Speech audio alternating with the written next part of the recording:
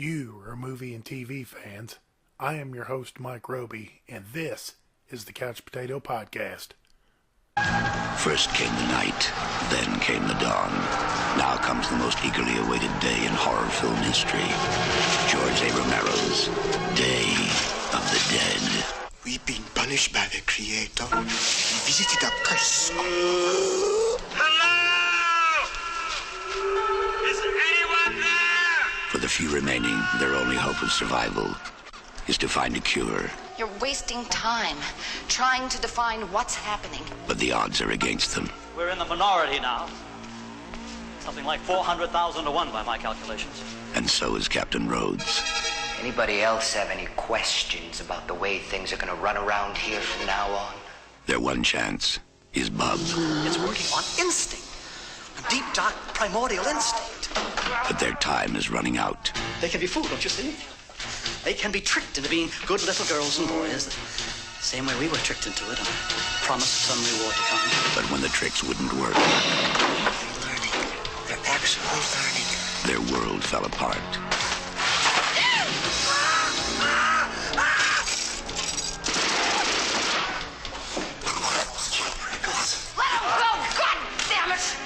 And with me in the studio today for his fourth podcast is my good friend Michael. How's it going today, buddy? Hey, it's going great, my friend. Happy to be here once again.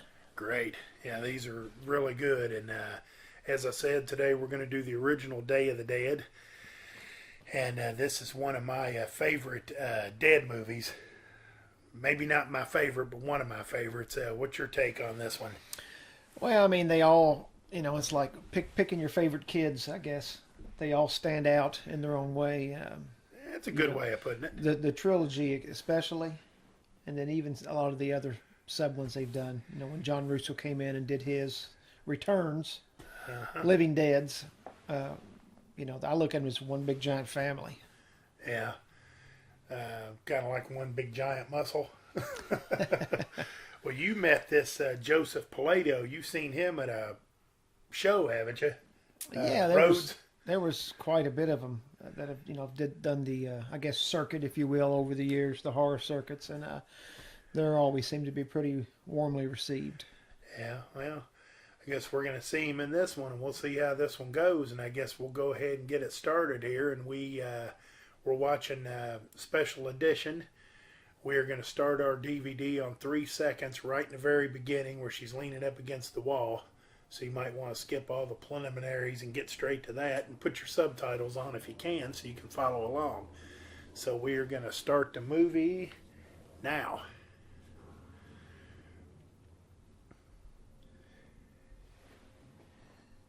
And as I said, she's leaning up against the wall here, and this is the beginning of it. And it's a Laurel production. That it is. This might be our first Laurel production. You've been on the show 4 times. This might be the first Laurel production. Could be, and that's our first Laurie Cardille. Yeah. Looking at us. So last when we saw this particular genre, they took off in a helicopter. So, and we don't know if we're going to see our original cast from Dawn, or is this going to be a whole new group? Yeah. I always kind of thought she was like a what's her name, Linda Hamilton, like a Linda Hamilton knockoff or something, a poor man's Linda Hamilton. Well, I just saw her as, she was another young actress, if you will. I'm sure she may have had a role or two before this one. And that right there got me the first time I seen this. I wasn't expecting all them hands to come popping And through. it was just a dream. Yeah. Yeah. So we've definitely left the still city of Pittsburgh, because there's palm trees we're seeing now. So it lets you know that the story has progressed. It's definitely all across the country now. Yeah. And right now you're getting a good chance to meet some of the characters. You got, I don't know all of them's names right off, but you got John right here, that enjoys the whirly bird. And I don't know who the drunk Irishman is. I can't think of his name right offhand. McDermott, I think's his name. And I think that's what Salazar in the back. And scared to death, scared of everything.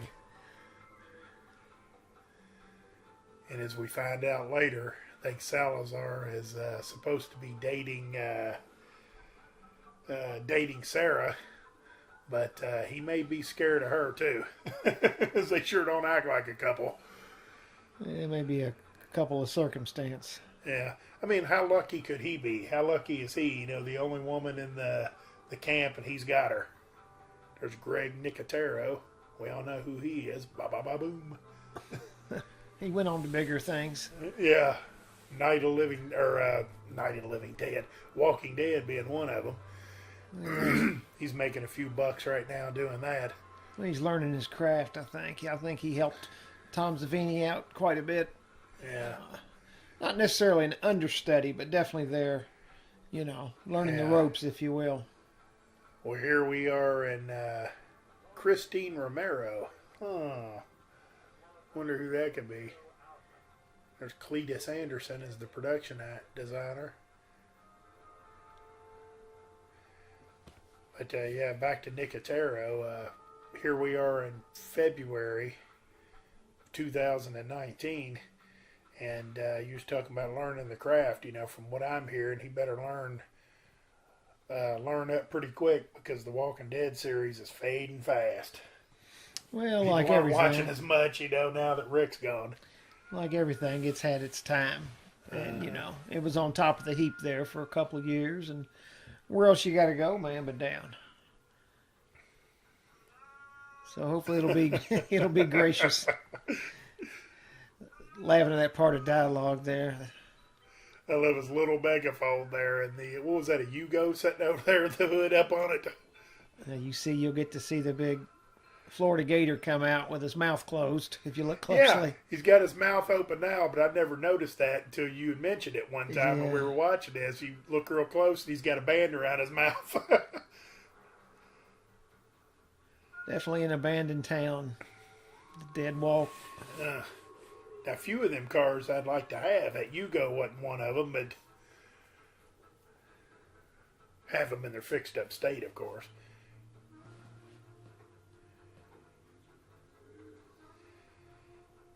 Oh, I guess I'll go ahead, and if you've watched this podcast enough, you know what's coming when I'm on here with my allergies. So I'm going to go ahead and tell you. There it is. Dr. Tongue. Well, they called me that in high school. I haven't heard that in a long time. I think you were Dr. Tongue too, wasn't you? No. No? No.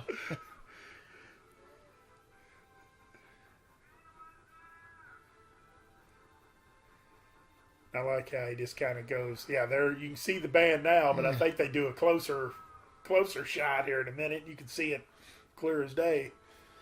A lot of them still sport that famous blue tinted makeup. And I really like how, like Florida, you're thinking old retired people basking in the sun, and they did a real good job of kind of depicting that in the zombies. Some of them still got their beach hats on, and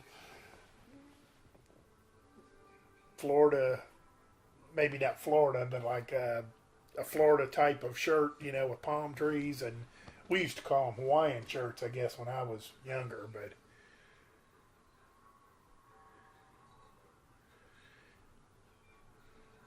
not everybody got the... yeah, there he is taking his first drink, maybe. And see, here Salazar takes off running.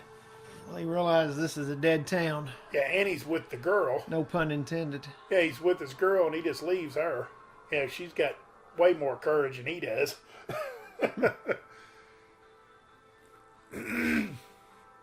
There it is again. What we doing here? Pouring some 2,4,5 trioxin on the pot.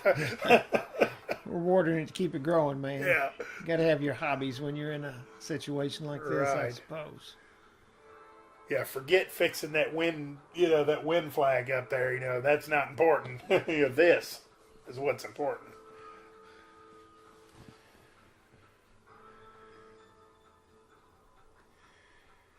And these guys here, some of these guys here, are kind of minor characters. Are not really that important. All part of the military. Yeah. Their last, whatever unit holdout was. Yeah, these two guys here are just kind of stooges for Rhodes and It's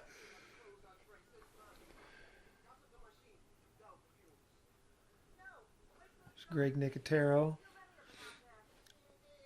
They're just giving like how the scientists kind of give the military the orders. Even though they're the ones holding the guns, they listen.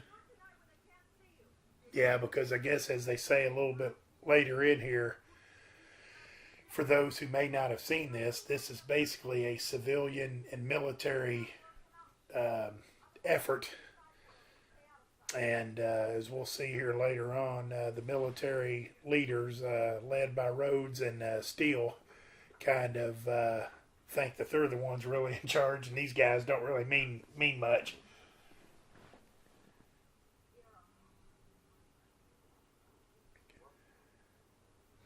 I always thought Rose was running the monkey farm here. Yeah.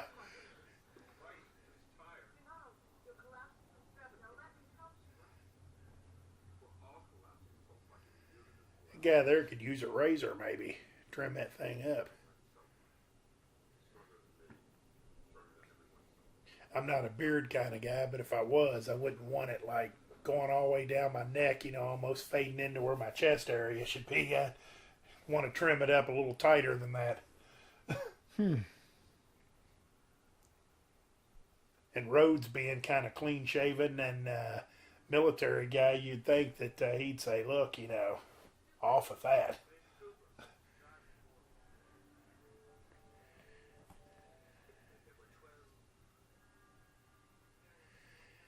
I guess they're now realizing their old captain, and I missed Major.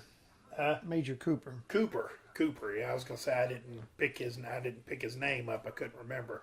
They're realizing that he's dead, and apparently they had a little ceremony for him out there, and we'll find out later. Was any it relation must to have been a box Harry? full of rocks. I say maybe it was any relation to Harry. I tell you what, it could have been his grandson. Maybe he decided to go into the military. He had nothing else going on for him. Well, it wouldn't have been his grandson because the daughter was Karen. Remember, she ate the mom. Yeah. Well, maybe they had another daughter that went their own way or something. I don't know. Well, actually, it had to have been a son, I guess, if he was going to keep the name Cooper. Save it for the sequel. Yeah. There's a hydraulic lift that takes them down underground. I believe this was shot actually in an old mine shaft up in Pennsylvania, if I'm correct. Yeah. I'm remembering. And we're supposed to think, Little I guess cameo. what this is supposed to be is an abandoned missile silo, I guess. Mm-hmm. But I tell you what, I like the setup. If you were in an apocalypse, as long as you could keep the stuff out of there, that's a pretty good setup, I think. I'd say, especially if you got one of these to tool around in. Yeah. Golf Here's carts. Steele and his sidekick.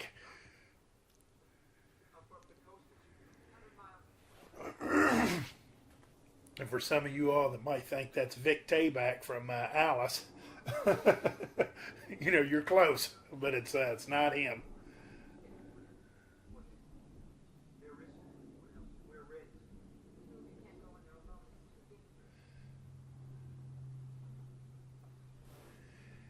Gary Howard Clark, I think is his name.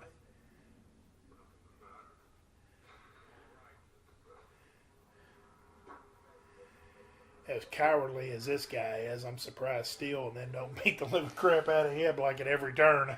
Well, they're trying to improve morale. I don't think that would help. You think Steele's trying to improve morale? Yeah, you never heard the beatings will commence until morale improves.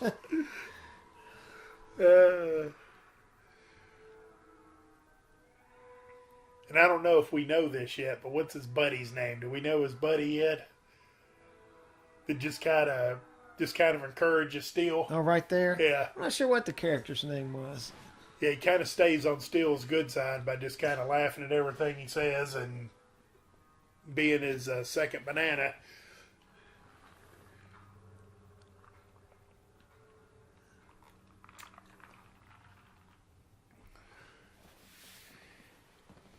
And I guess now they got this thing set up where they've got him down in this cave, and they're gonna corral him in for the doctor to do experiments on him. Mm-hmm.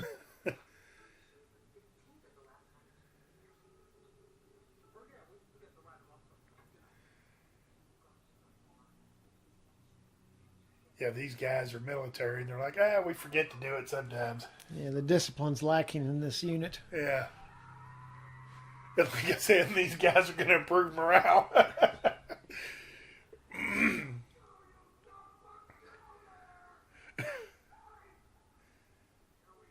Wonder if there's anything that Miguel's not scared of. I think his first name's Miguel and his last name's Salazar, I think.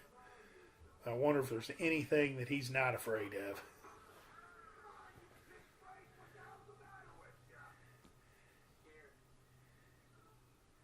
He didn't seem to be afraid of riding on the back of the golf cart.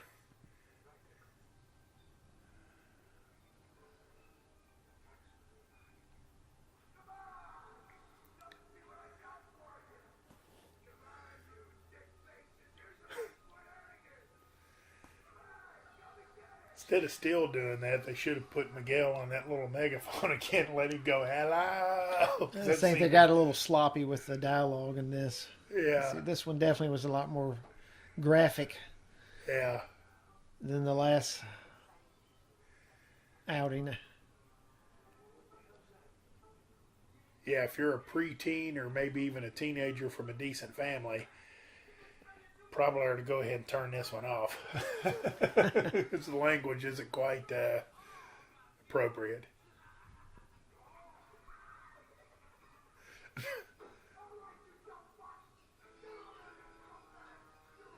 Get over here, scumbags.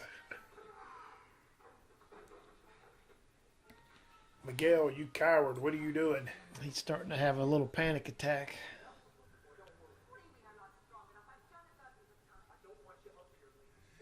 I don't want you up here, lady. I want the coward up here that's already dropped the stick twice.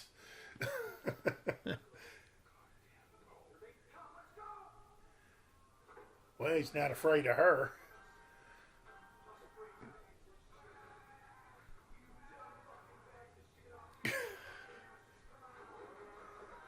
I like this guy here with the hat, and he knocks his hard hat off. The old miner. Yeah. Miner 49er.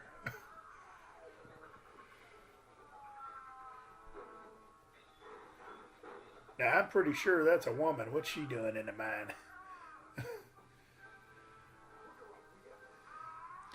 May have wandered her way down from... Well, I don't know. That might just be a real ugly looking guy.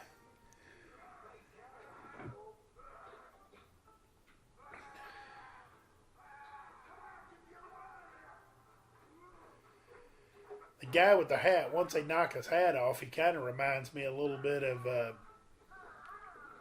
Freddy in Return when Freddy turns. Just a little bit him. I guess because he's wearing a jacket and everything, and he kind of is a little jumpy. That is definitely not Freddy. Good one.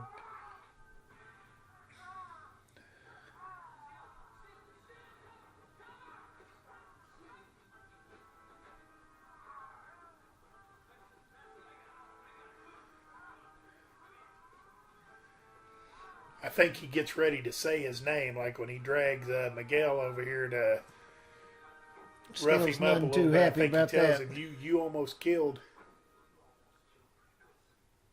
Rickles.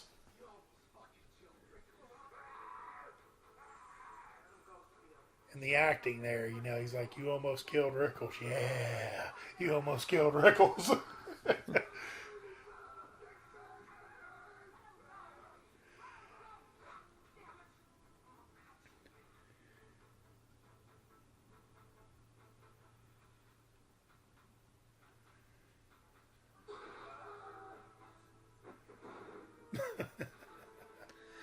There's definitely a lot of tension in that cave.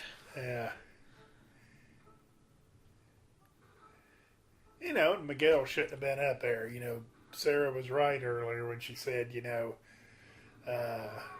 He's not fit. yeah, you need to take it easy. He's cracking. You know, that conversation started in the copter. you know, and Well, she did try to warn him. yeah, and then I think she tries to tell Rhodes a little bit that he's collapsing from stress, and Rhodes is like sarcastically, "Sorry, can't spare him."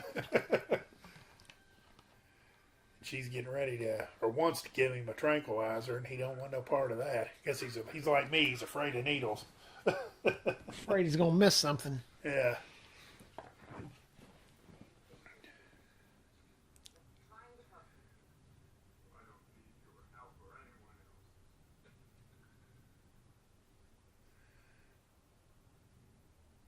Now, I've already asked the preteens to leave, so I guess I can say this. But since they're boyfriend and girlfriend, what if he got laid? Do you think that'd help him? You never relieve a little of the stress? You know, it's hard to say. Maybe temporarily. Okay, well, after 2 slaps in the face, I guess so much for that idea.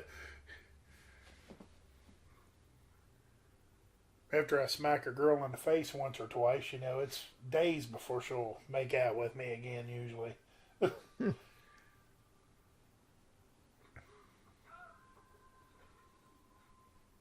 When they slap me in the face, it usually takes me maybe a week to get over it.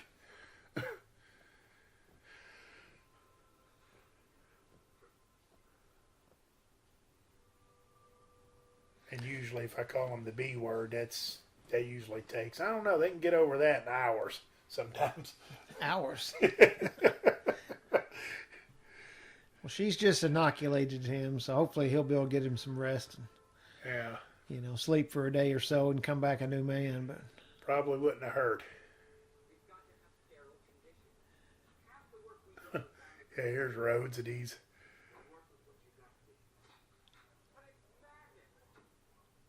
we see John Amplas. He had the title role of Martin under his belt by now, and coming back to do his buddy George a favor. You know, this was a minor character for him. Yeah, and this, I guess this guy, he's a scientist, and I guess from the civilian team, and he's telling Rhodes, I guess, the stuff that he needs. You know, his, you know, they lack this, they lack this. Major Cooper told us this, and he's expecting Rhodes to, I guess, make good on Major Cooper's promises, and that's obviously not going to happen.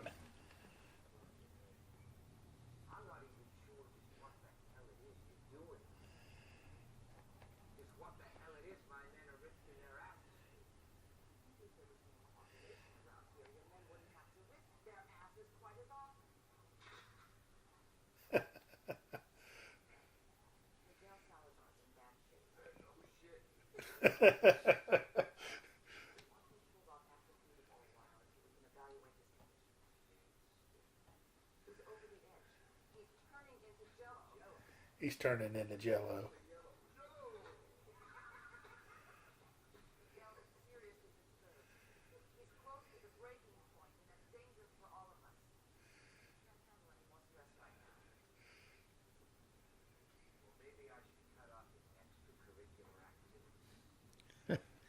He takes his jacket off, and there's 2 ivory-handled revolvers. Yeah, backwards, pointed backwards. Yeah.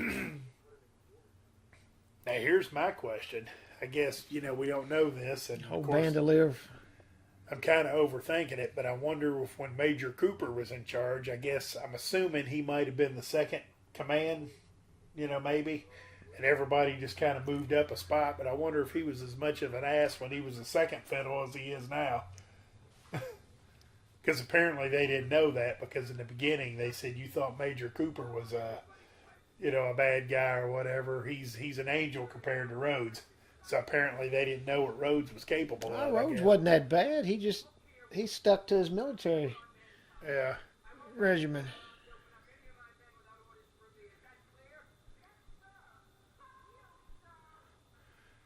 I'm kind of with him. I don't think I can take that kind of language if I'm running the monkey farm. I'm not going to take some woman telling me, F you, sir. I liked Rhodes.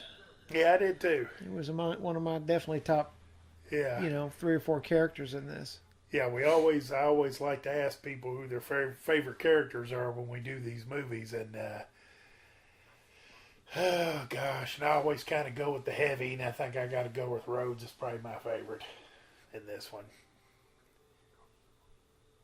If I had to pick a second one, it would be. I think it'd be this guy. Yeah, definitely be. We're about to meet Dr. Frankenstein for Yeah. the first time. The most.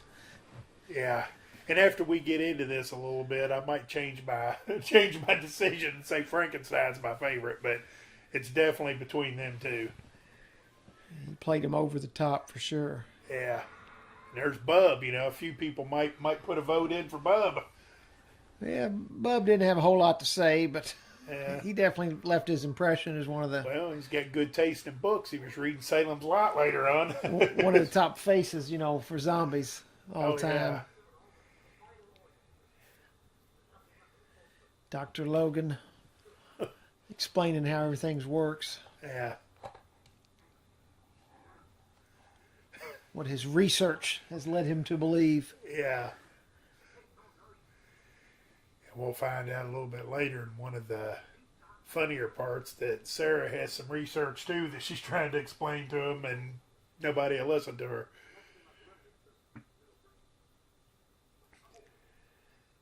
This guy kind of looks like that crazy Bernie Sanders a little bit. Just a little bit, the way his hair's kind of bozoed out and the sides, it makes him look like a bad man. Yeah, but I'd say unlike Bernie, I don't think Dr. Logan's a hypocrite. Right. Well, one of the differences is Dr. Logan's definitely trying to do more with less. Instead of taking all he can get. And now, what we understand, if they hadn't already said it, is that's Major Cooper right there, ain't it? Because they tell him that, I think he tells her that Major Cooper's doing us more good dead than he'd ever did alive, and they think that basically they buried a box of rocks out there in the field.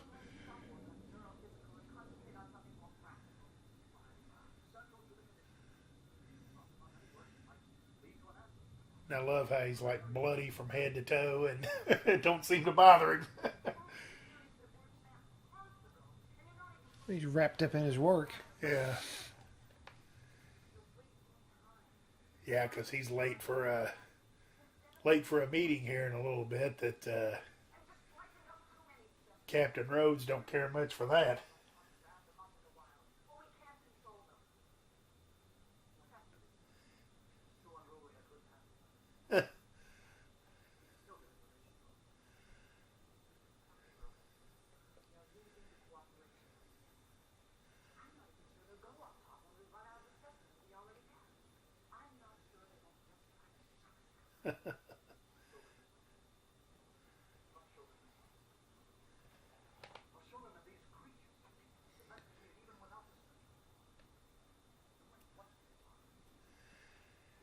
Yeah, he's got the 3-day beard going on, the glasses halfway down and taped up on the side. Yeah, they did a real good job of kind of creating a madman. Yeah, here it is. Now they're getting ready to tell you that's Cooper. That's more than a 3-day beard now that I see it up close. I think he done a better job of hiding them fatigues. Right, instead of Just throwing leaving them out, the dog tag and everything out there for anyone to see. Yeah, because that's all you need, Rhodes or Steel to come down there, and then all chaos is going to break out.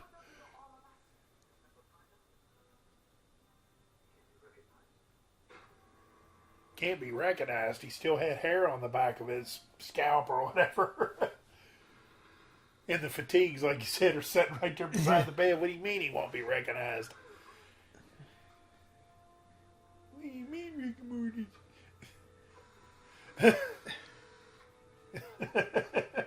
He didn't even see that coming. Well, Bub saw it and he don't appreciate it. Yeah.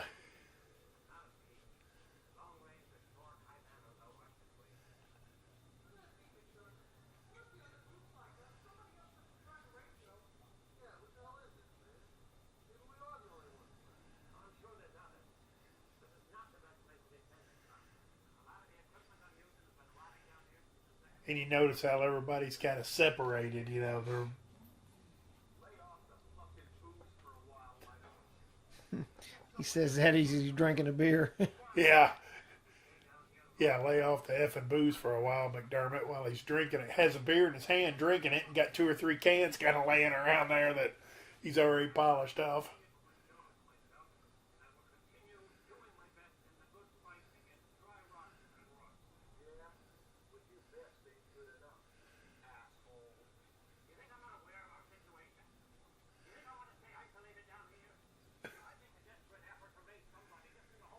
Yeah, all these characters are good. McDermott's pretty good. All the main characters that have major roles in it are all cast pretty good. They're all really good, I think.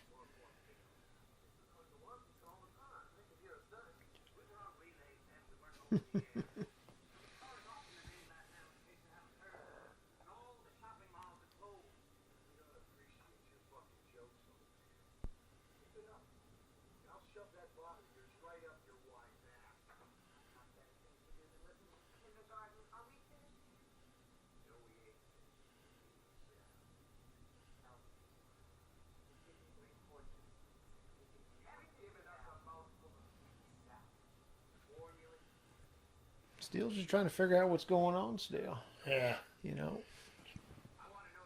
I'm trying to figure out where they got the smokes from. There's 2 or 3 guys in there smoking, and it's like, where do you get the unlimited supply of?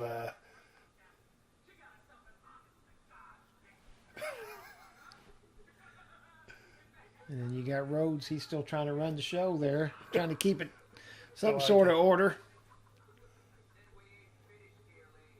Yeah, them guys are gonna say what they're saying, but then she has to sit there and take it, and Rhodes is gonna order her shot. But you know, these guys can.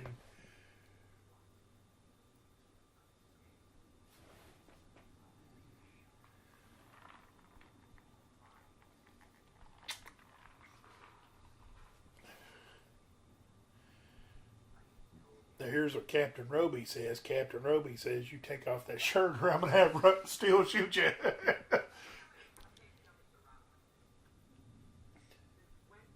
Say, you set your butt down too, Mr. Peanut, or I'll shoot you too.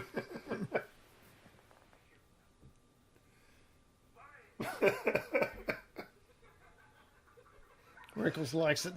Yeah. And now Rhodes kind of shows them, yeah, I've had about enough of your crap too.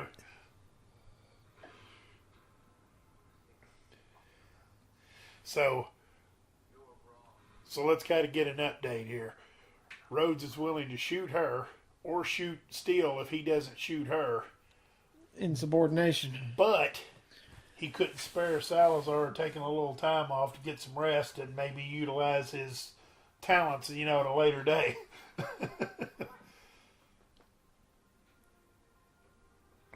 You can kind of tell, I guess, for all Steele's tough talk, you know, his heart's not really in it. You know, he don't really want to shoot her.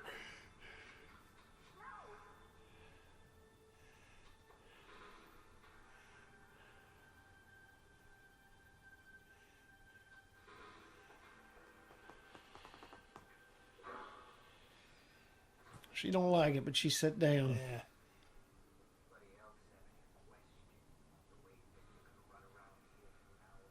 Well, them are good-looking guns, though. I like how before they cut to the scene, he kind of like smiles real quick before they.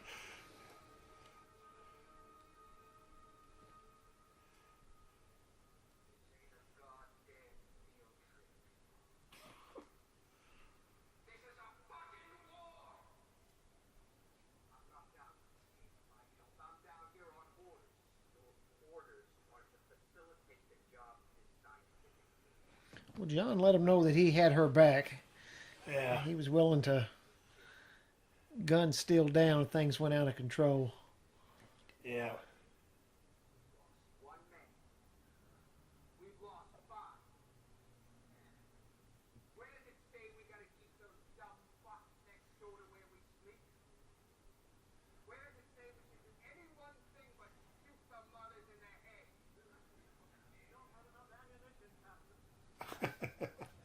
Here comes Dr. Frankenstein late.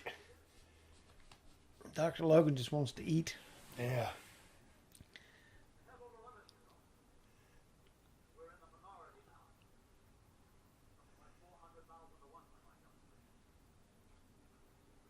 $400,000 to 1 in his latest calculations.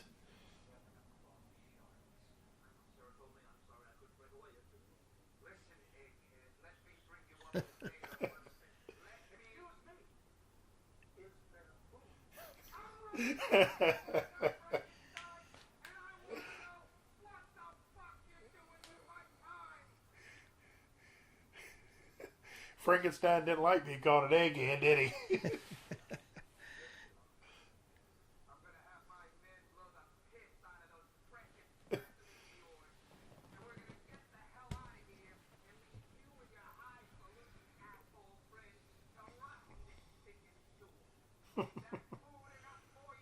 Is that food enough for you?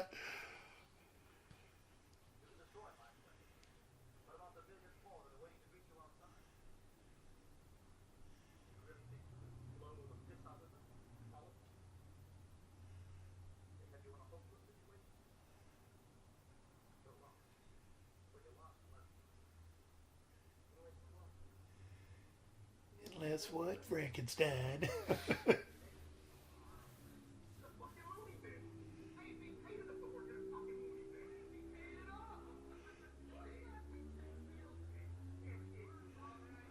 Shut up.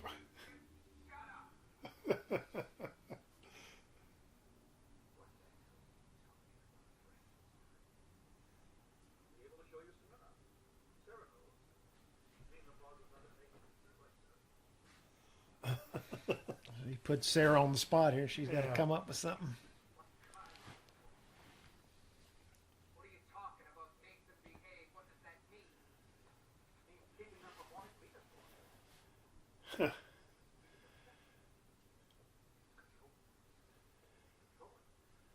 When are you going to show us something that we can understand? Yeah, he's talking to the worst guy in the place. He's trying to explain that to. I think Steele would be more acceptable to hear what he's got to say than Rhodes is. Rhodes don't want fancy talk. He wants action, Just man. yeah, he wants action and wants kind of plain talk.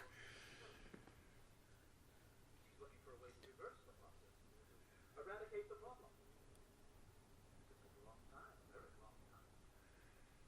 She may never find what she's looking for. We have a limited supply of chemical agents.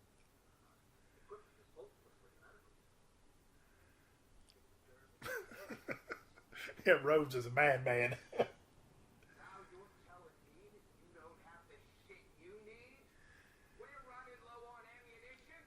We're running low on men, for Christ's sake. It was very rushed. This operation was put together in a matter of days. Yeah, well, it can all be taken apart in a matter of minutes, lady. And I'm here to tell you that I'm ready to do that little thing. I'm ready to take the next train out of here. I ask you again, Captain. Where would you go? You have no choices. You'll have to give us the weeks that we've asked for. You have to give us however long it takes.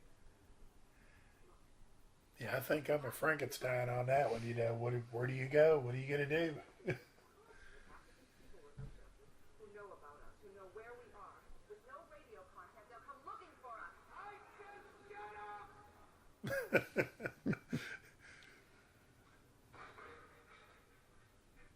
Another empty can.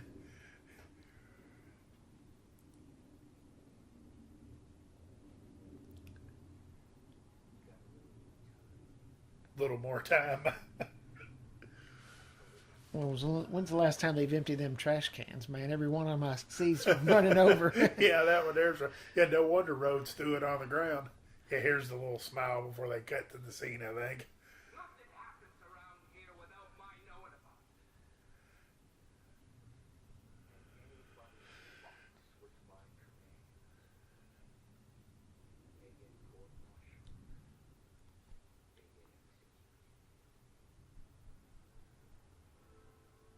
Court-martialed.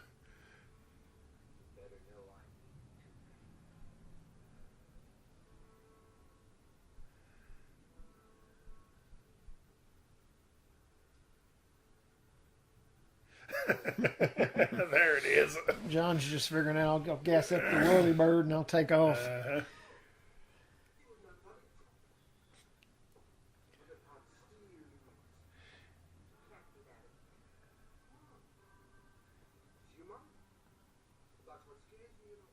And I'm assuming that McDermott and John here are the only two that can fly the helicopter. None of the military guys are. They're not pilots. Yeah. Because I always kind of wondered, why don't they just say, screw you guys and load up that copter, you know, with the 4 or 5 of them and take off. You know, if he says, hey, we're going to catch the next train out of here, well, yeah, that's why I But said. again, I mean, they got a perfect base. Well, Yeah. why are you in such a hurry to leave? I mean, Yeah. you're going to try to resupply, but Yeah. man, that'd be where I'd come back to. I mean, not to bring The Walking Dead up again, but Please don't.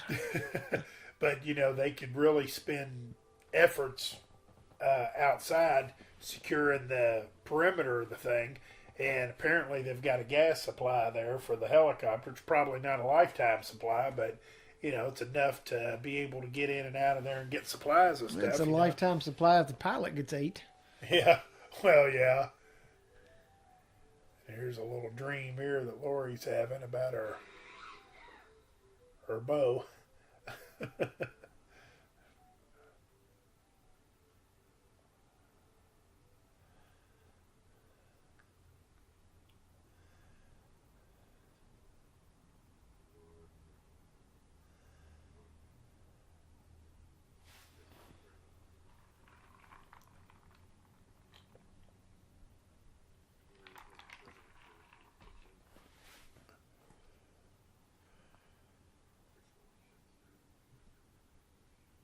Yeah, he don't have a problem mouthing off to Sarah, but everything else he's afraid of. He's afraid of his own shadow.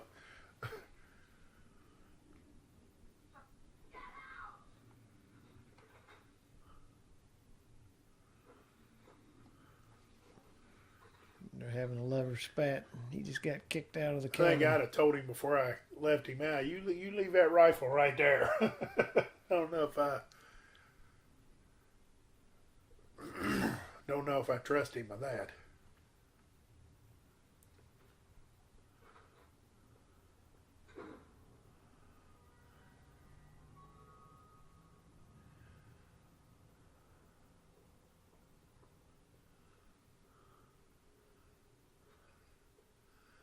Give me an aspirin here. Just throw the wrapper on the floor. I guess the janitors will clean it up. That's right.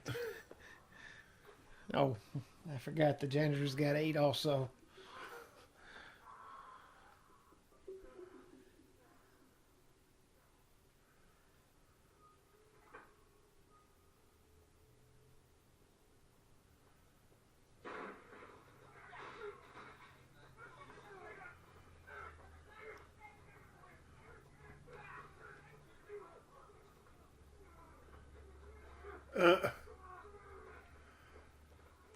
Apparently it's a card game gone wrong. Yeah. 2 of them got Steel over there attacking him, and the the other 2 expendable guys are just kind of rustling around. Rolling And around on the ground. yeah, and she couldn't get past that and acts like McDermott saved her life. And wouldn't that be challenging Rhodes' command? Where's he at? Where's he at? You know, surely he wouldn't endorse that kind of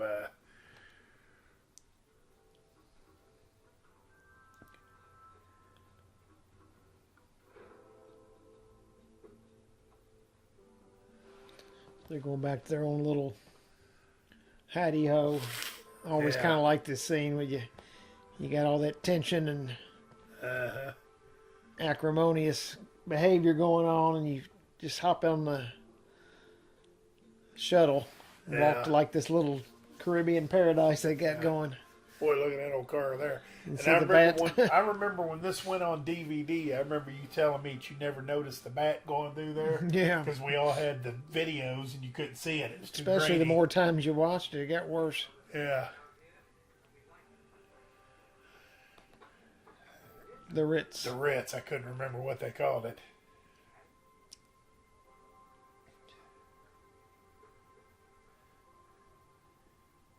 And the Ritz, I guess, is an old like an old contractor trailer or something that they fixed up into a home away from home. I don't remember what he said, but basically, John's probably out on the deck.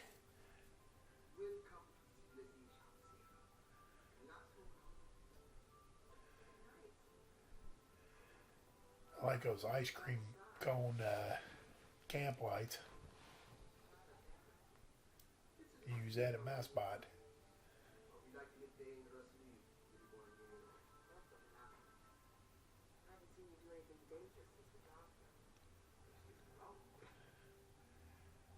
Dangerous. You don't think driving a helicopter is dangerous?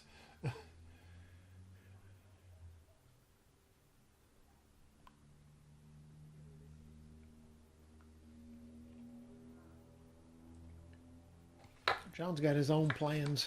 Yeah. It doesn't involve staying there and being Yeah, shot I by kind of Rhodes. like his plans too, because he's the only one that's really got a plan that,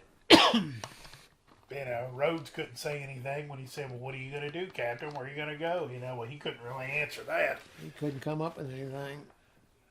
Yeah, John and McDermott's got at least a halfway decent plan and kind of sees it all the way through. Now, whether that would actually happen or not, who knows? It happens at the end of this one. Yeah.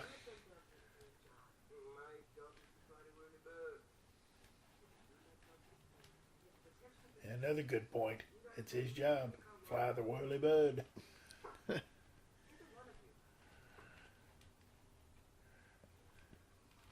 going to get her drunk. Yeah.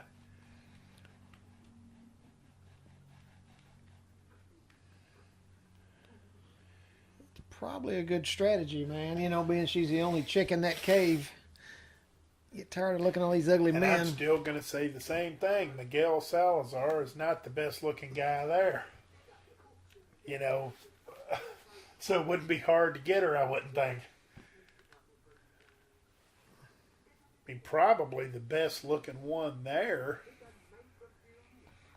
is probably, what would you say, maybe Rhodes? Except Rhodes is an asshole, so maybe you got to go with John. Plus, he's got that Jamaican accent, so it kind of sounds... Well, I don't like judging men, man. we're secure in our manhood. We can do it. Yeah. Or I can, I guess. You've always been a little funny, though, come to think of it. Yeah, not funny, just totally secure.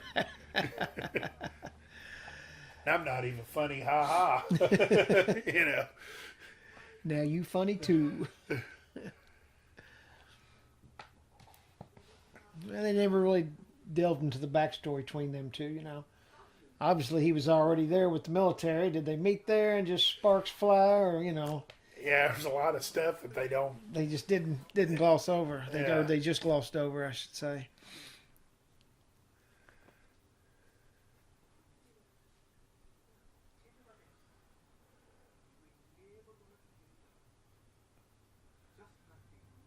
This was a good part of the dialogue too. This talk Yeah. here they had.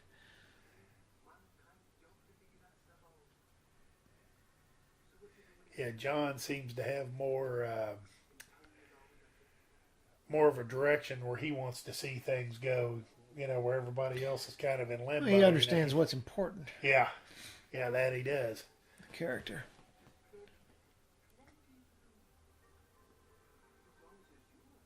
Yeah, as far as flying the whirly bird to an island, I guess they could probably do that because I've looked it up before. A helicopter could get about 3 hours worth of flight on a full tank of gas. So you could probably get to a Bahamas, one of the small Bahamian islands or something. Oh, easily. Yeah, That thing from probably there. had probably topped out 125, 150 miles an hour, I'd imagine. Yeah, but Full you throttle. get 3 hours of flight on average. So if you go 2 hours and you can't find nothing, you want to make a decision to come back, you better find a fuel source. You better go another hour and see what you can run into. Yeah, you might better keep going. And But they know where they're at. Oh, It's yeah. not that hard. You're on Yeah. let's say you're on the coast of Florida. You and know that's what's not out there. And that's not a bad idea, because even if you went to one of these little small islands, and let's say that there was zombies there, you know, that's a more manageable. I think Fulci did a movie just like that. Who did? Luci Fulci, a zombie. There was zombies on the island. Yeah, I haven't seen all of them. I've seen a lot of these major ones, but I haven't seen all the little. Well, zombies are good one. You'd appreciate it. Yeah. If you've never seen it, you know, he was definitely a big admirer of George Romero, but it stood on its own.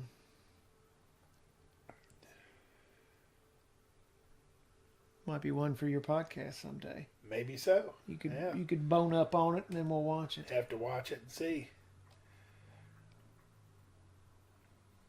I don't know about boning up on it, but I'll try. That's definitely the gayest thing you've ever said. Right. Now, I've said bone up before, but I don't think I've ever said it to a man unless I was joking. You know, some kind of a bad joke or something. Just as long as you're joking, man. Yeah. I never noticed this, but what she was using was a red, what they call a Chinese marker, which is basically like a fancy crayon. Oh, boy. More aspirin, more trash on the ground. Yeah, more trash on the ground, taking aspirin. Come on, Sarah. Somebody's got to pick that shit up. Rhodes ought to come around there and say, "Look, lady, we don't throw garbage in the floor. That's right. Clean up after yourself." That's part of my command."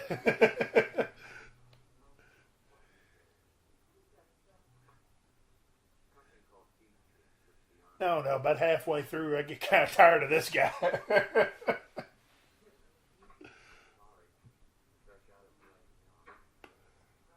What's it called? Meat treat. Yeah. And he said he wouldn't eat it. We tried to give it to him, but he wouldn't eat it.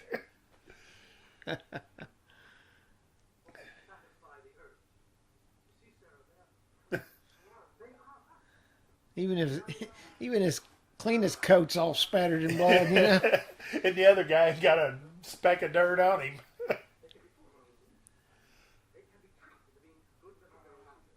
Good little girls and boys. He could probably use a nose hair trim too.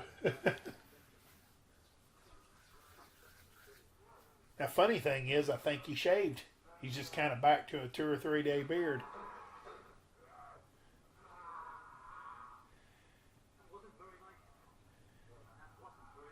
That wasn't very nice at all. Put him in the dark and make him think about it.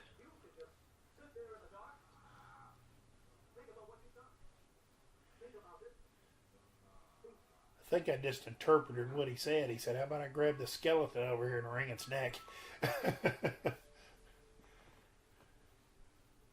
Did you notice that the skeleton hanging there was in clear reach of the guy? He could have grabbed it, but didn't seem to think too much of that. It's inanimate.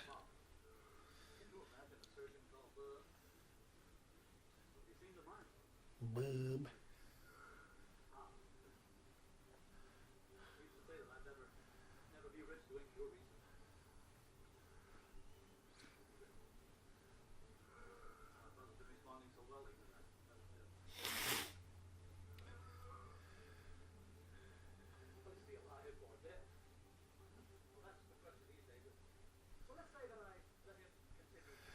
I think I'm gonna grow my hair out the back and kind of do that. See if I can get my hairdresser to like tease it out where I look like a madman. I think that'd be a good look for me. Yeah, see, Salazar could do it because there's a razor. There's a Salem's Lot bug. That's something you won't see on the video too, is like bugs flying around or something. I never noticed that before until I've seen it twice. There's a studio mic there for Bub. Kind of an older version of what I'm using here.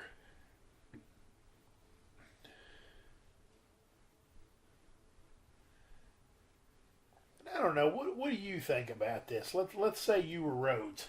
You know, you were kind of in charge, and would you think that he's wasting his time with all this? You know, so what? He remembers how to shave. I mean, is that all a waste of time? Or, and then kind of like what Frankenstein says, what's your other options? You know, what? Well, I mean, just to stay safe.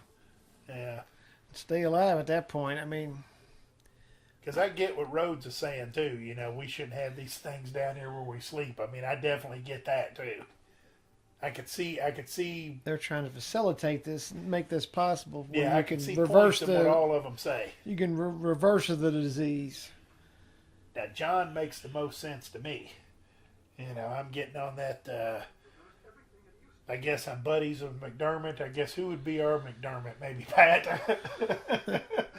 I'm not sure. Yeah, I'm grabbing Pat and probably the girl because that's part of what I'm fighting for.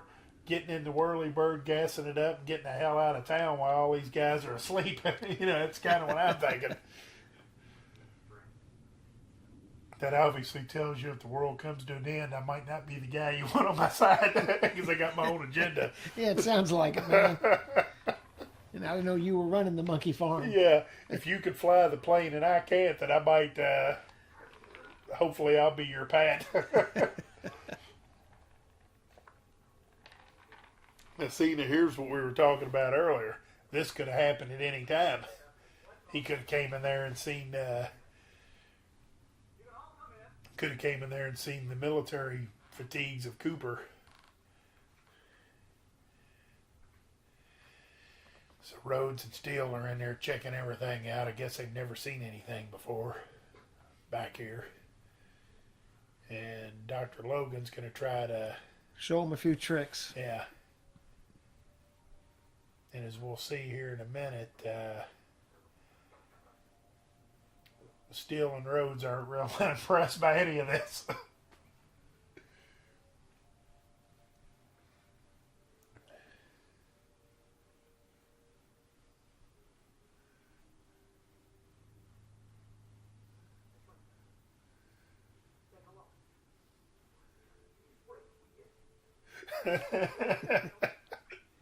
Aunt Alicia.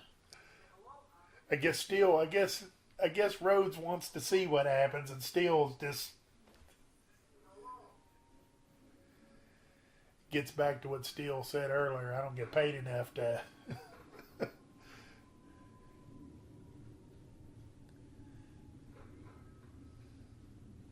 Here he goes. He's standing tall, and he salutes him. And I love Rhodes' response here. He just can't believe it.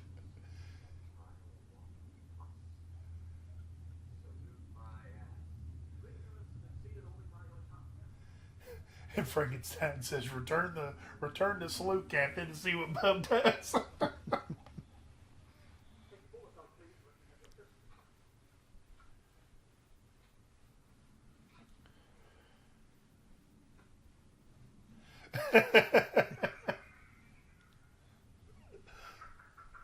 Yeah, I think I'm a Steele on that one.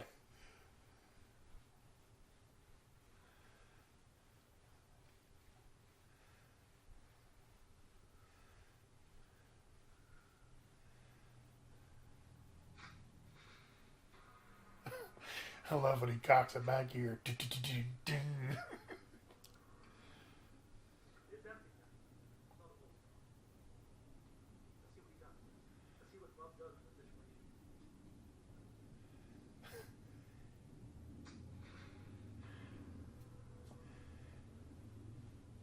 I'll give Frankenstein that. He looked like he was in perfect control and he knew what he was doing.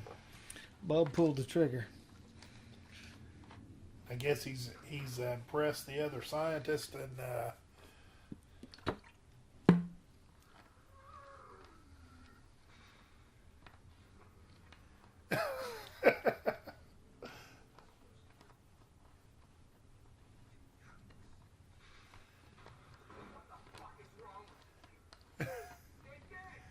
they've even got his hair as it goes a little bit longer. You know, they got his hair kind of stressed out a little bit where he looks a little bit like a madman. I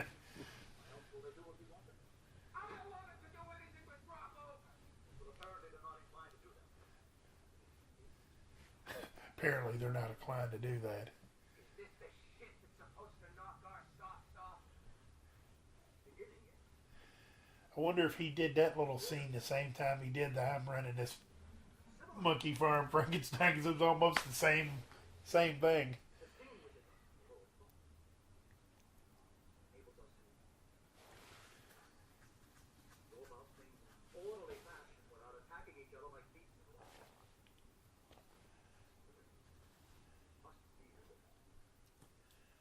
See, Dr. Logan, he actually believes all this. Yeah. You know, that's what makes this character of his so Yeah. convincing, is that he believes it. Yeah. He's not just stalling for time, or he sees this happening. And apparently Rhodes kind of went along with him because they're out getting some more. So I don't know. Maybe he sold Rhodes on something. I don't think he sold Steel, but Steele's following orders. and old Miguel here, he's given a second chance on the battlefield here.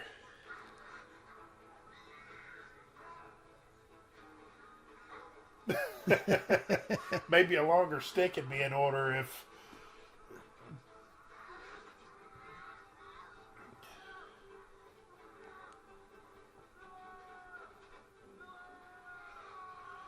There's one of our expendable. Just took out Nicotero, too. Yeah.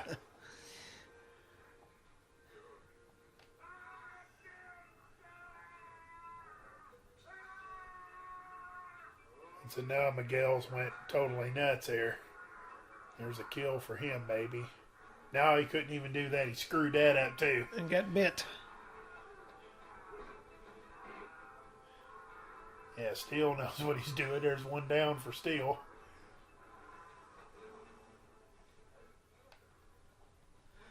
And old Howard Hessman, he bit it. Hey, you're looking at the doctor.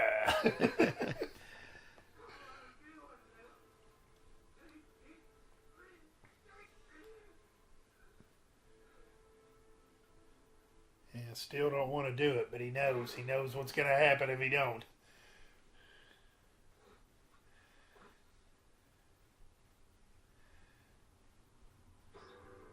Some more You know, bats. and yeah, because there was another bat flew across the same little area. I Yeah. think the bats were. Knocks him over the head and Yeah, cuts his arm two and cauterizes. knocks over the head with that rock. Woo! I like how the machete coming out of the nylon, possibly leather holster, kind of did that as it comes out of the.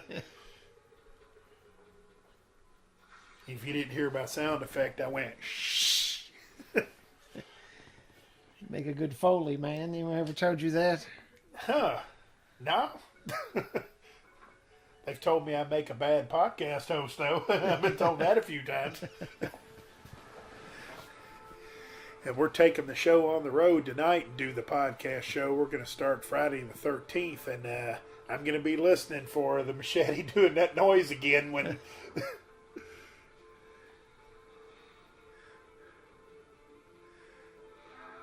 Yeah, so she's burning his arm here to hopefully save his life. And now he wakes up. And now he's out again.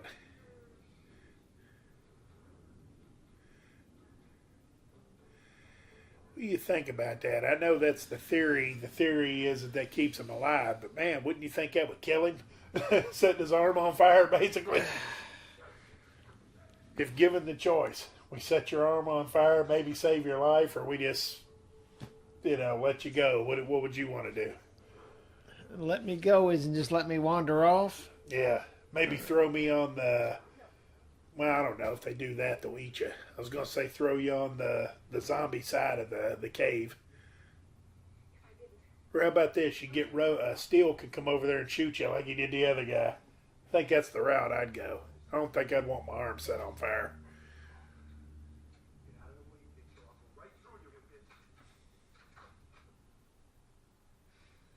Got us a Mexican standoff. Oh yeah. I'm gonna give the slight edge here to Steel Rhodes and Rizzo or whatever his name is, Rickles. Rizzo. Took out the infection in time. So now all of a sudden Rhodes is a medical expert too. Destroying myself. Unless he gets you I know one thing that fire is nice and burning hot, and she's still holding on to it. Still,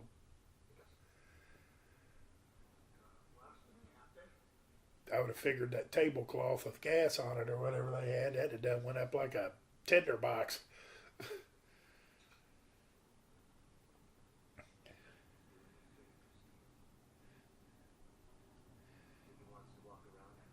See, look at that thing.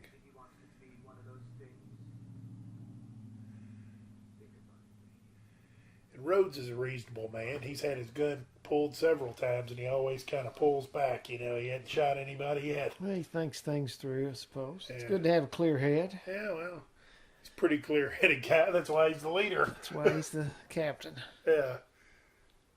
Kind of like in The Thing when Child says, I'll be in charge, you know, and that's what Kurt Russell said. I got to have somebody a little more even-tempered. They got the right guy in Rhodes. Good and even-tempered.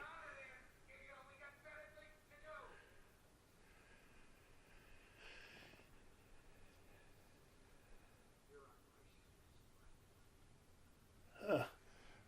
He's probably surprised to hear that. He probably thought all this time he was on Steele's good list. Now he's on the shit list. And if you're in a situation like this, how many people you got left? Maybe less than a dozen for sure. About 3 on 3, and then you got Dr. Frankenstein. Yeah, who would you rather have on your shit list? The pilot? Or the doctor, or one of them? Or her? She don't really bring much to the table either. The pilots would be the last guys I'd want to tick off.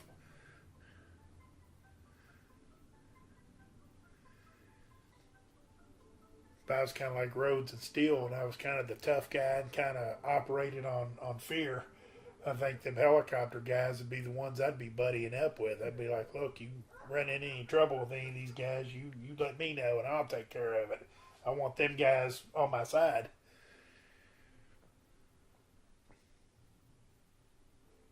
And I think I decided. I think I take the bullet in the head, because I can't go without my left arm. You gotta have your left hand. Well, you know, when you're left-handed, you gotta.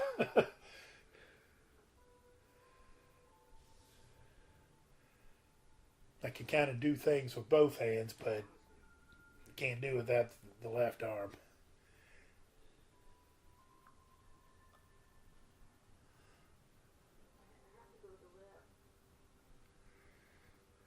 Well, I'll make sure that happens, man, if it ever comes down to it. I appreciate that.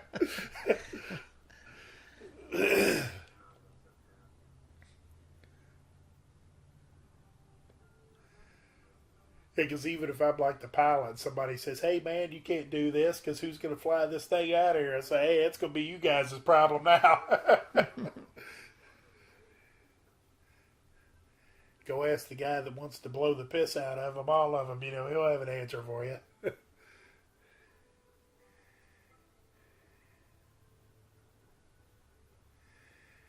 And I know I might be putting the cart before the horse here just a little bit, but when she said I killed the infection, and Rhodes basically called BS on her.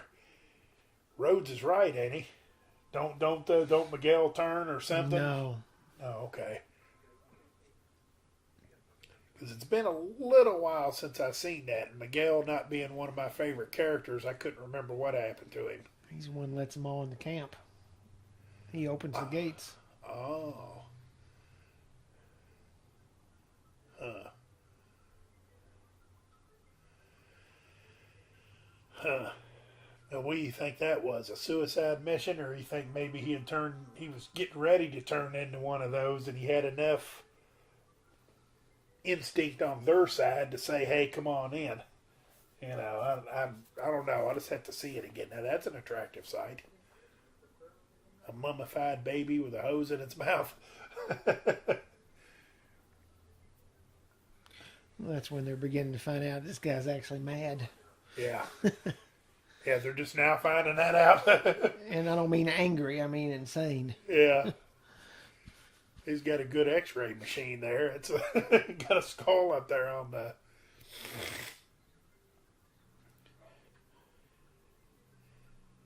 it's just my observation, but if you were down here, possibly with limited sources, when you turn that x-ray machine thing off, it's been on every time they've showed it down there, it's been on.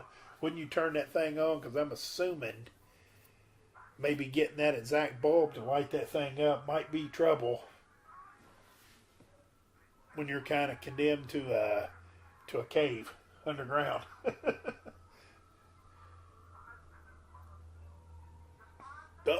There's can't remember his name, but he's the guy that they shot in the cave. Mm-hmm.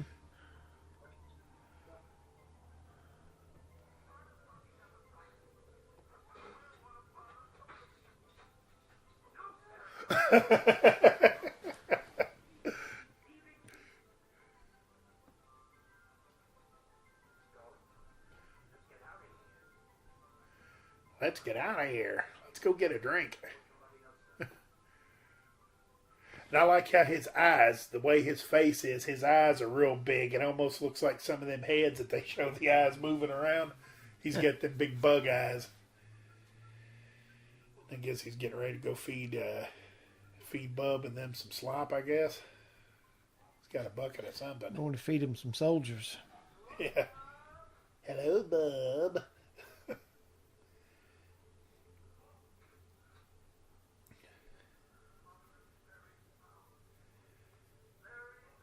If you were trying to teach him anything, shouldn't he have saluted him when he come in?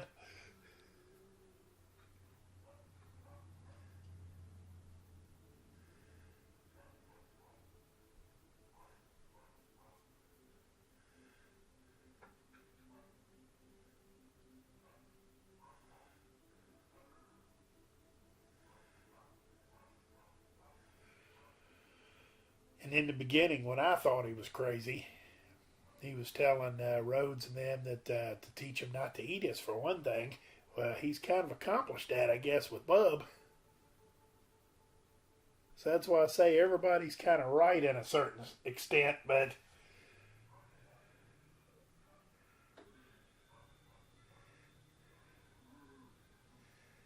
Bub could use some dental care, that's for sure. It's getting a little long in the tooth. Just wonder if that was Ernie Kaltenbrunner's Walkman he had on. Yeah, there you go.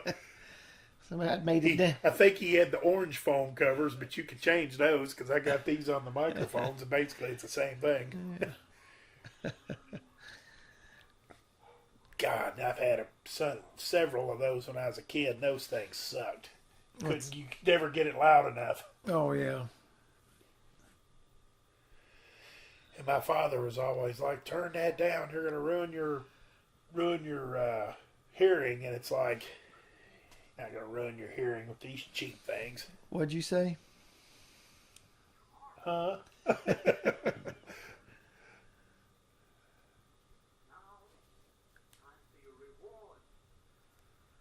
Time for his reward. I thought that was his reward.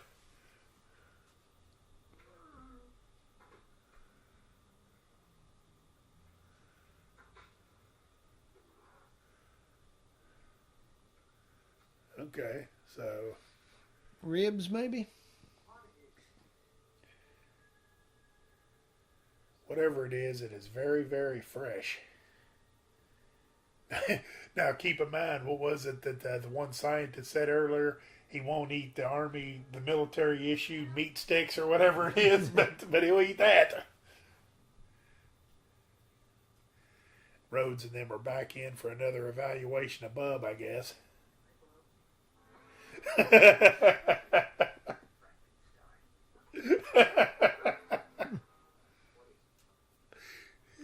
I'll have a goodbye, Bub, and then he turns around and Rhodes grabs him. It's great.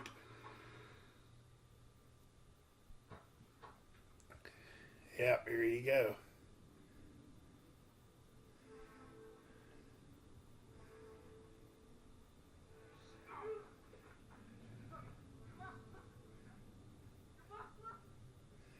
Nah, I think all the talking's been done now, and that's what we feared. You know that can't have all this stuff. It feels like, where are you going, you little worm?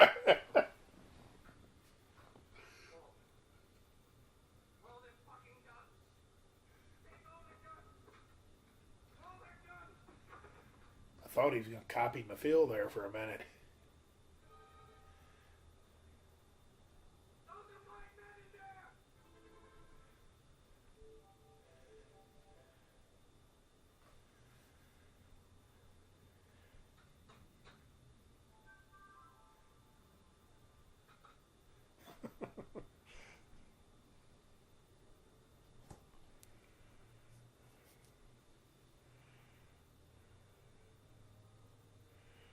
That is a very hairy man.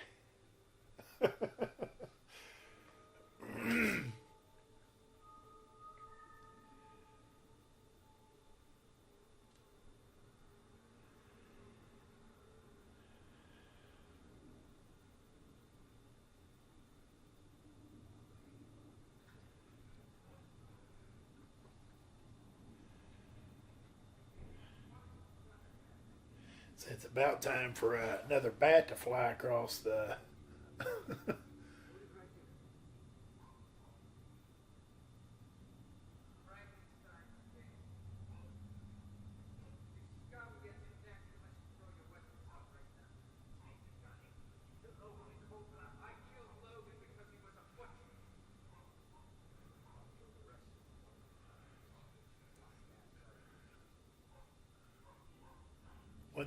Wasn't that a wrestler, Logan the Butcher?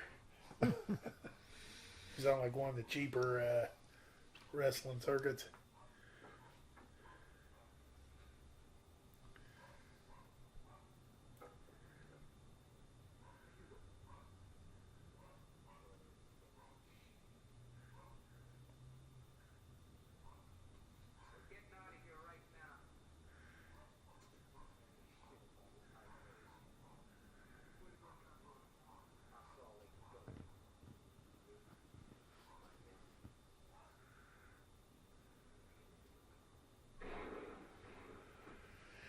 Okay.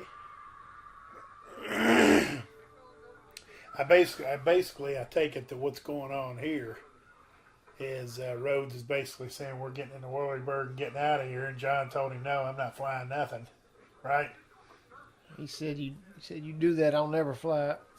So he did it anyway. Yeah, and of course that's 'cause us all ain't going. yeah.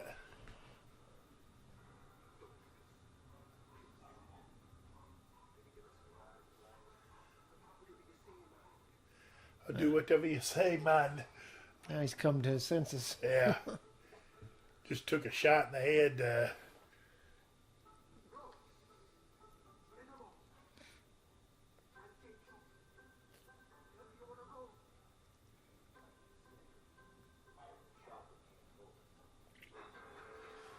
When you say Chopper can't hold everybody. Chopper can't hold us all. Well, he's got a good point. I like the knot he's doing there. He's not just doing your wrap it around. He's kind of doing the proper knot. I never noticed that before.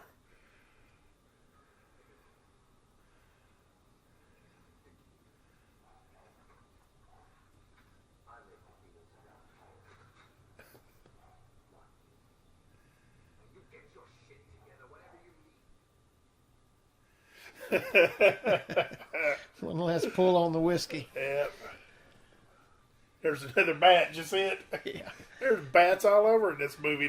Now, like this guy here was an expendable.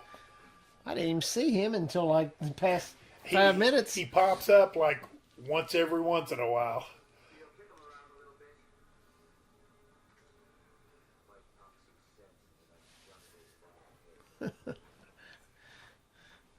Rhodes call him a jungle bunny. Roby kick him around a little bit.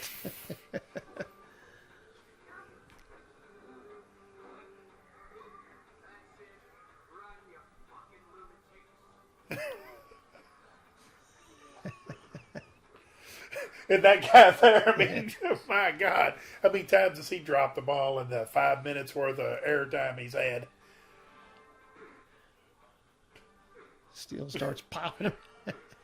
Giving him these little 5-6 inch punches, and it's pow, pow.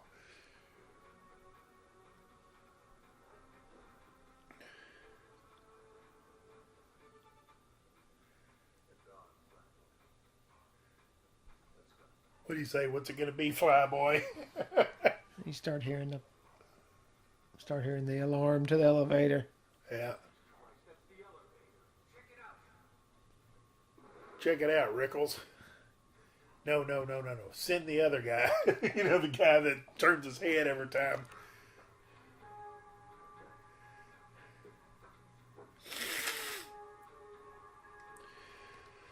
Oh, allergies are killing me. You gotta love this Midwest allergies, right? Yeah. He's got to make do with it. Yep. See, even Bub figured out once he put his mind to it how to get the chain off the... You can chew that chain off. Yeah, he's totally off the chain now.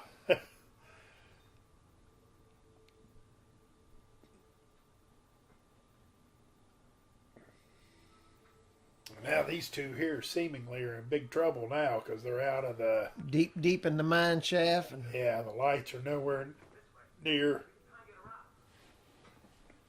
And the way my luck runs, my light on my hat is probably sure to go here real soon.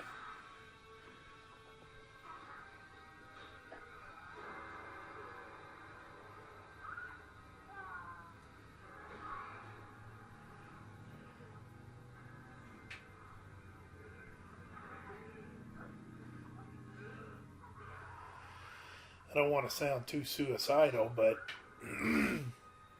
I think if it was me, I would have took my chances trying to climb back up in the thing and maybe hit somebody, you know, Rhodes, and then try to hit them with that board or something to try to get myself back on the other side or force them to shoot me, kill me. Yeah.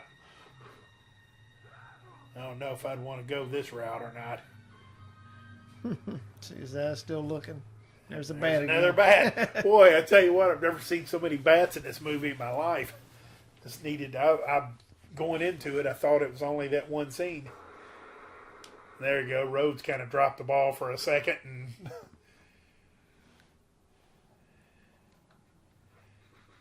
first thing I do here is put a bullet in Rhodes' head. Yeah, he's not a murderer. Well, you know, they just worked you over here, and I don't think it's any killed your buddy. Don't think it's going to get any better.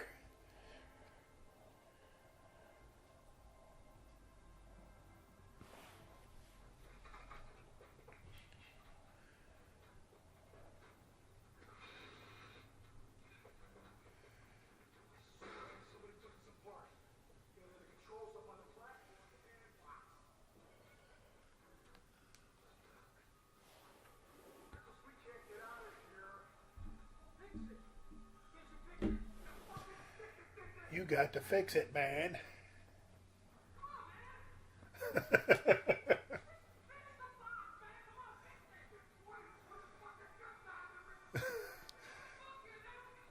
So they've got no, there's no emergency bypass or nothing. You know, just There's one to way be up a and one ladder. way. Yeah, I think to be a ladder to let you out. Yeah. And I guess now we know what Rhodes' job really was. And God, another batter flies right past the guy. Never noticed that before. Oh, man, they're in a cave in Florida. What do you want me to say? Well, I think I've watched this more on grainy video. Tape was about to snap in half than I have watched it on DVD or Blu-ray. I like this bullseye shot in the dark. That's Oh, always yeah. Bullseye. And you just said the guy's not a killer. That's a hell of a shot from 40 feet out yeah, in the dark. 40 feet out in the dark, right in the head. McDermott here just lost his flask full of booze. Well, no, he didn't. He's got it to get there. It's empty, but he better keep the flask, because back at the trailer, you all had bottles of. That's this guy, man. Okay, he's perfect. He's a perfect shot. He hadn't missed yet. Sharpshooter, one and done. Never shot the gun before. You could make the argument he missed the target on the first shot there, but he hit him in the shoulder. That looks like one of our guys from the original Night of the Living Dead making a making a comeback. I like how the bullet went through the front of the head, but it looked like it came out the back first and then the front splattered. And here's Salazar. He's made a conscious decision to let the ones that's been waiting the whole movie. There was one in a wedding dress. Never seen that before either. There's somebody that plays football for Mailbox. Little League football player. Whoever Mailbox is. They were the Florida champs, man. Yeah.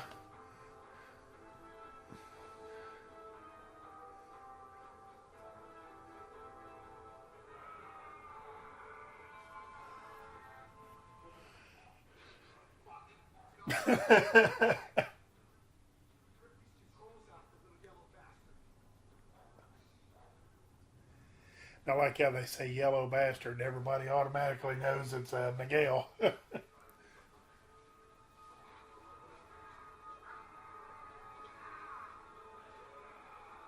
There's a clown.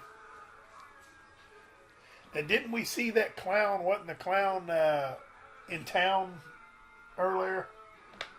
So how did he make it that long distance? Because they went 2 hours out on a helicopter, I think is what they said. Maybe there's two people in Florida dressed up as a clown walking the streets. Could have been. It looked almost identical. Could have been a franchise. That's true.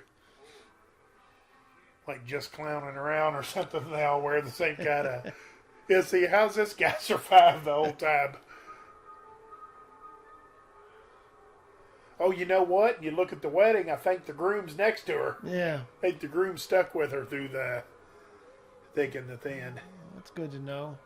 The one guy on the far left here kind of looks like, what was it, Beetlejuice? I like how he had gray hair sticking straight up. He hops in the golf cart and leaves his buddies behind. Yeah. Road, you bastard. How about this idea? There's two more golf carts back there right behind you. How about you shut the door? Yeah.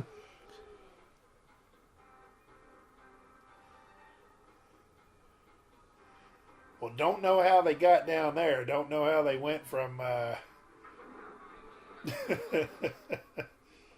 There's tons of golf carts down there.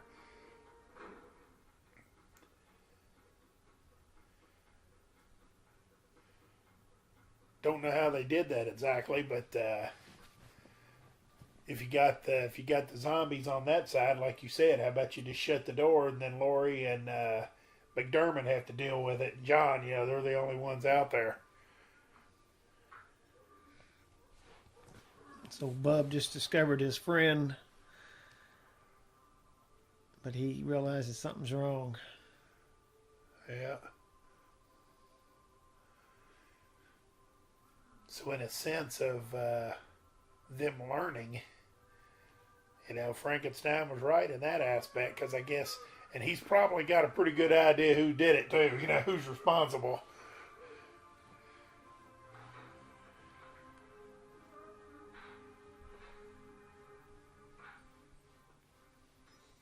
And he's hurting, just like anybody would if a loved one.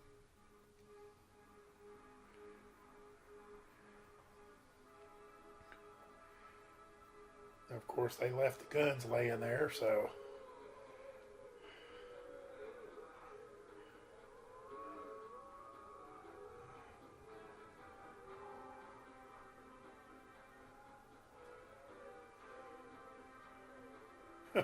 One guy looks like he's been shot in the head.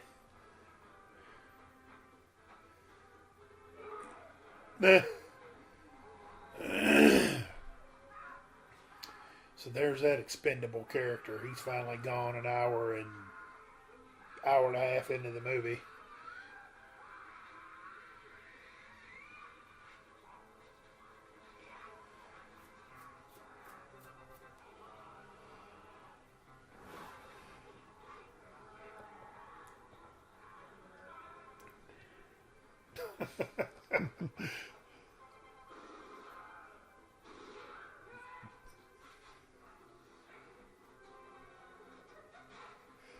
Oh yeah, throw the gun down. That'll help. They might have been out.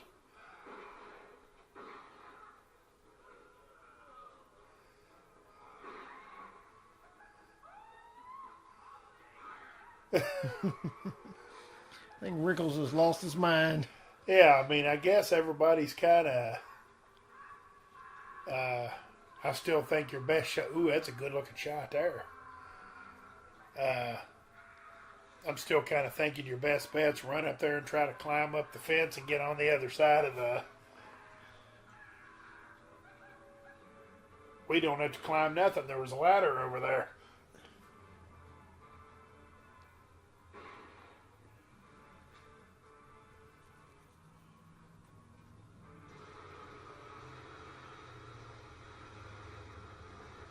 What's that really going to accomplish?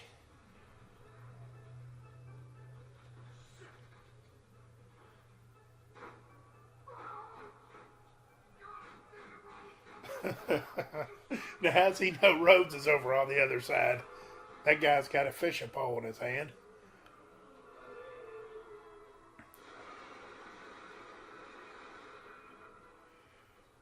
Yeah, that's how that works. As a retired locksmith, I can tell you all you got to do is shoot the doorknob, and the doorknob will come loose and open right up for you. That's exactly how it works.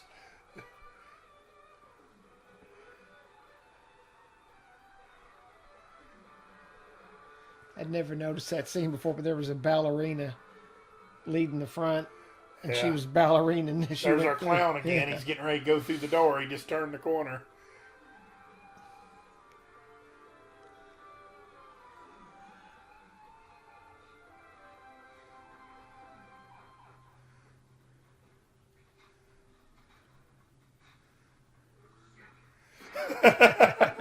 Bub's a good shot. You know, he almost got him. Almost.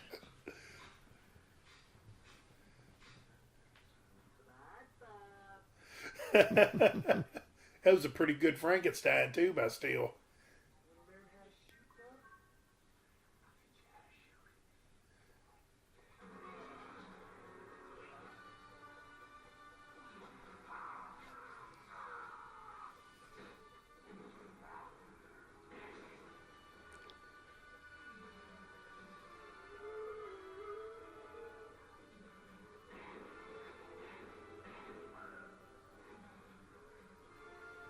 Into the line for old Steele. Yep. Think I'm a Steele on this one. You're not even Catholic. Yeah, I wouldn't even go through all that. I think I'd just...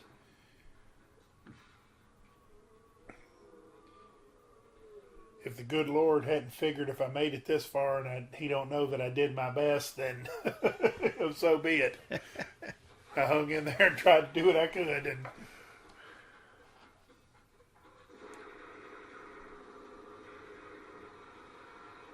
Man, do they need that much ammo for 4 zombies? right. I mean, it looks good on screen, but I think in reality I'd be a little bit more... Yeah, it looks great Conservative on with screen, it. especially when Rhodes already said they were running low on ammo. You know, that was basically just walking around doing nothing. They're running low on ammo. They should be just about out by my calculations. I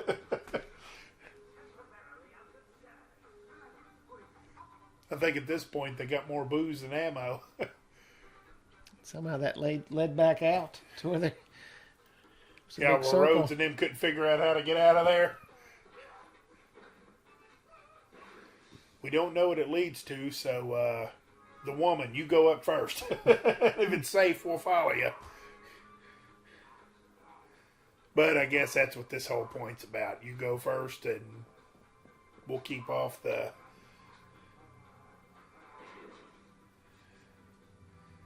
That zombie there couldn't figure out how to do anything with the leg once she got it.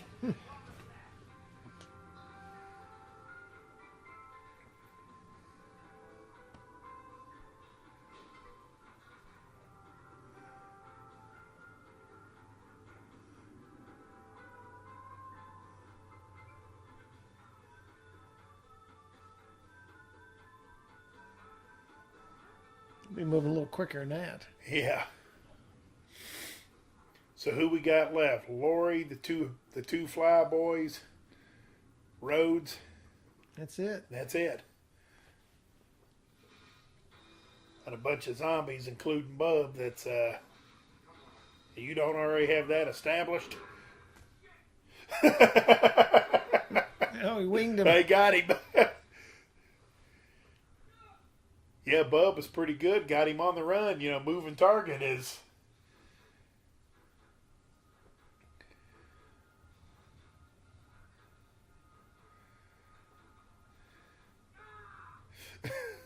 Now that was realistic there. I like how they did that. He went to turn and open the door with the shoulder he got shot in, and he kind of responded to it. That's.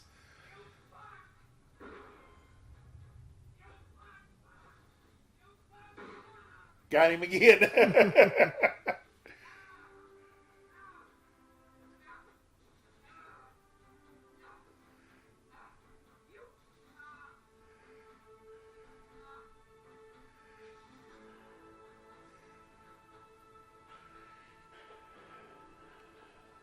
I think I seen a military green canister of 2,4,5 trioxin laying over there in the corner. That's to come later.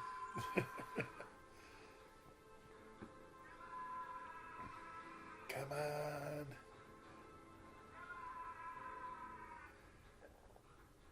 I think Rhodes has got to know he's a dead man. Probably after the first shot.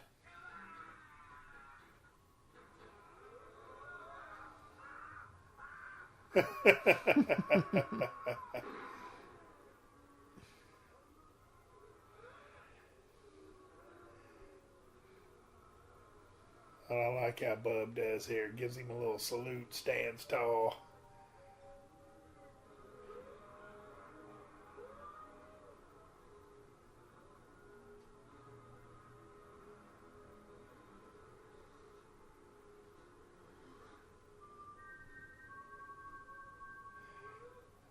I always wondered, where's Bub going now? That's about as gruesome as you can get. Yeah. Yeah, that's pretty,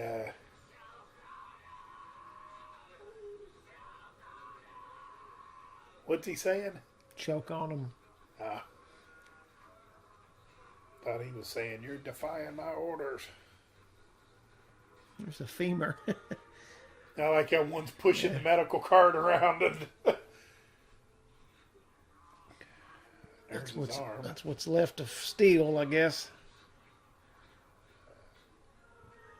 You spit out the dog tags. Yeah, we don't want that. We don't want the dog tags hanging around. Blood everywhere. Yeah, if you've never watched this before, I'm hoping you've already turned it off. This is pretty nasty. You got to remember, this was 1985 too. I mean, it's, a lot of this stuff's been done to death the past 30 years, but this was kind of, Yeah. it like took it to a whole new level when I watched this. Some of these scenes here that they just showed were about as gruesome as it gets for now. And if my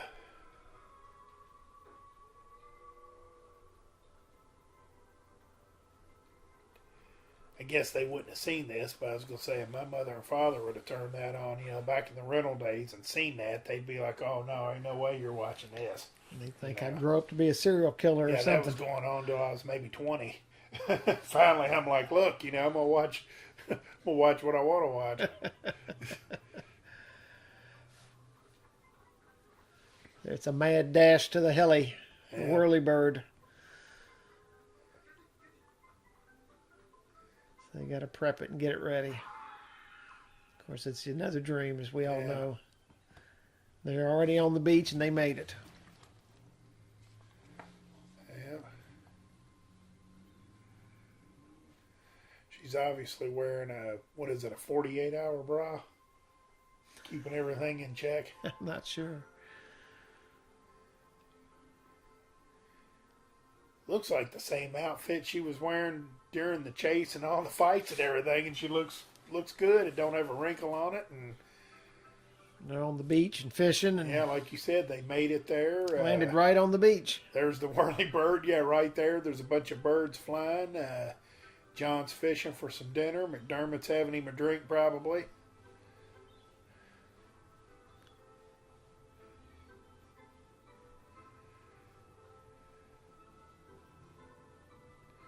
guess they're day 4 now.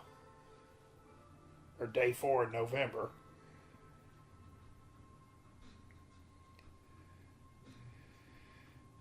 Well, I guess that's the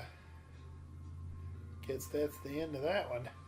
Gregory Nicotero. Blake Definitely left a Johnson. little to be desired. And, you know, we'd have to wait 20 more years for this next installment. Is that right? Yeah, right. Close. I mean, if you're off, you're not off by much. Yeah, 20 more years before they could finally get the financing and the right, I guess, Yeah. the right screenplay that they wanted, they were comfortable with. Probably, I would say the financing more than anything else. He probably had 3 or 4 screenplays laying around. Yeah. And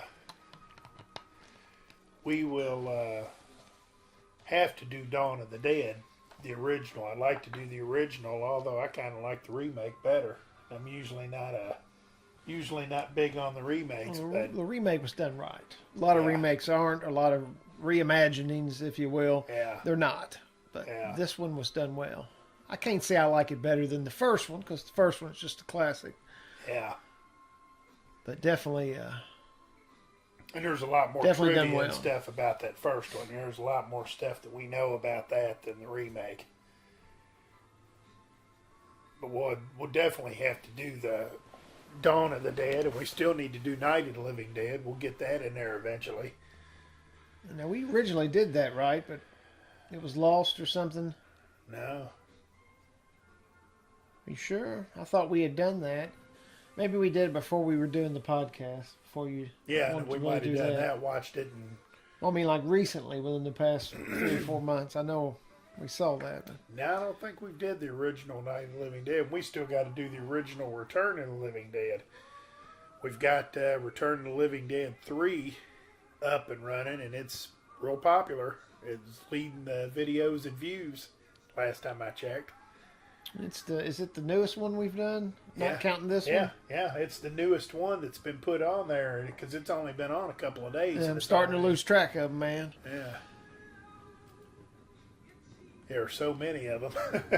Well, some of them, like you said, there's a couple of them we done and we had some troubles. Yeah, that's Audio, what and we couldn't do it. Hopefully we've got our audio problems straight now.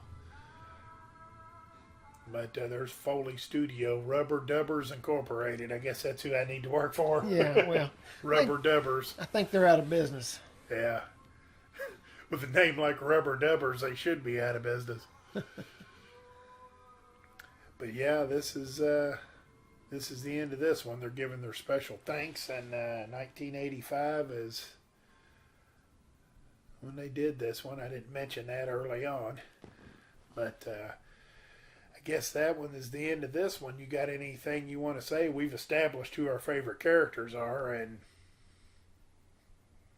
guess like what's your favorite kill, I guess, if you've got one. Sometimes people talk about their favorite kills. I mean, like I said, it was all just very well done. It took it to a different level. Yeah.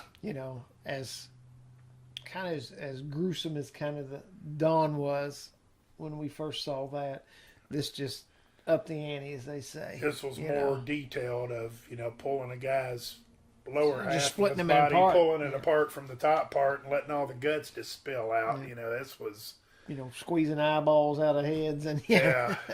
they just. I think Tom Savini, he had a field day doing this one. Yeah. 'Cause it was like, what? Always been a big fan of his because of that stuff. It's like, there was no, no scene was considered too graphic. Right. Because I'd like to see what got cut if all that stuff Oh, passed yeah. the censors. I'd like to see, because this is obviously rated R, I'd like to see what, what the people said. Oh, no, we can't put that in there because then it'd be non-rated. We won't be able to rate it because that's just too much. It's Which way Dawn of the over- Dead was non-rated, and it's tame, like I Yeah. say, in comparison to today. Oh, Dawn of the Dead's unrated? I yeah, didn't there know was an that. unrated version, yeah. Huh. But by that time, just in the what is it, 7 years Yeah. from the movies, that changed so much. You had the rise of the slashers that came in between. I think Dawn was out before. Yeah, I'm going to say Dawn of the Dead was out before Halloween. Halloween being a fall release in '78. Yeah. So you had that whole run of movies. Friday the 13th, Uh-huh.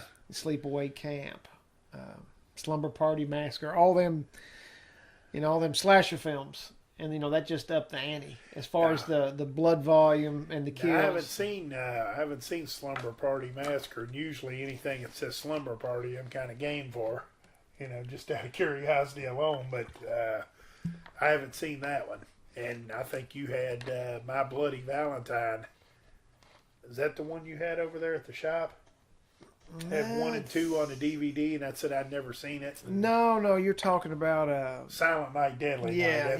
That's what you're talking But about. I think there's they a never My did Bloody a part 2. Valentine, and I haven't There seen is, but it they never either. did a part 2. But they did a remake a few years ago. Harry Warden, that was the killer on that. Yeah, well, Yeah. it's probably probably worth seeing. I guess maybe it falls under sequel that sucks or something. Maybe. Another time, Highlander. Yeah. Well, I guess this wraps up another edition of the Couch Potato Podcast. And as always, we encourage you to subscribe so you can get all of our updates. And hopefully you like it. And let us know in a comment. We're always willing to hear your positive comments. If you got a negative comment, you don't have to leave that. But until next time, and I want to thank you, Michael, for coming again, and I'll see you again soon on another podcast show. You got it, buddy boy. Thank you.